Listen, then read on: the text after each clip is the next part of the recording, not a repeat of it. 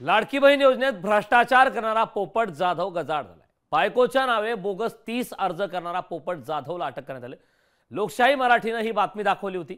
बायकोच्या नावे 27 अर्ज करून हजारोंची रक्कम उकळली होती। पाहूया त्या संदर्भातला एक स्पेशल रिपोर्ट।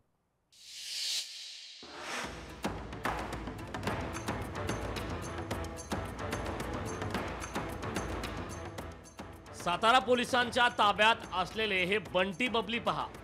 साताराच्या वडूजमध्ये राहणाऱ्या पोपट जाधव आणि प्रतीक्षा जाधव यांनी लाडकी बहीण योजनेचे तब्बल 30 फॉर्म भरले होते। यातल्या 30 अर्ज मंजूर होऊन त्याचे पैसेही प्रतीक्षा जाधवच्या खात्यात जमा झाले होते। 30 फॉर्म भरताना त्यांनी वेगवेगळे आधार कार्डचा वापर केला होता। लाडकी बहीण योजनेमध्ये एक पेक्षा जास्त फॉर्म 30 फॉर्म याच्यामध्ये भरलेले होते।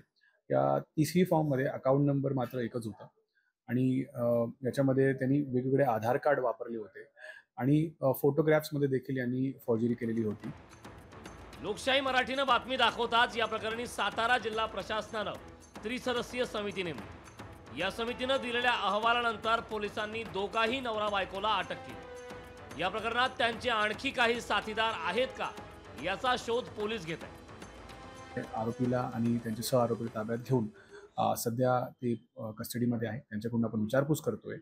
त्यांना माननीय न्यायालयाच्या समोर आम्ही हजर करणार आहे आणि गुन्ह्यामध्ये अजून काय गोष्टी आहे का, त्यांच्यासोबत अजून काय सह आरोपी होते का, किंवा त्यांनी अजून कुठल्या गोष्टींचा टेक्नॉलॉजीचा वापर याच्यामध्ये केलेला आहे का, या सगळ्या गोष्टींचा तपास जो आहे तो सध्या सुरू आहे।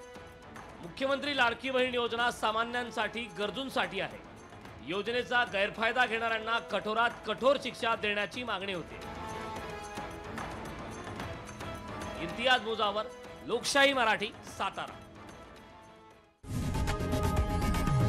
लोकशाही मराठी ऐका, पहा, जागरूक रहा।